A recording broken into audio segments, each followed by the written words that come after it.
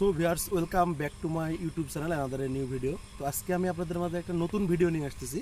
সেটা হচ্ছে যে অনেকেই ইউটিউবে কাজ করেন, কিন্তু এই ইউটিউবের ধৈর্য হারা হয়ে যান কাজ করতে করতে। দেখা যাচ্ছে যে আপনার 10 মিলিয়ন শর্ট ভিউ প্লাস 4000 ঘন্টা ওয়াচ টাইম, এটা অনেকে কমপ্লিট করতে পারেন না পারার কারণে দেখা যাচ্ছে যে অনেকে হতাশা হয়ে পড়েন, হালটা ছেড়ে দেন।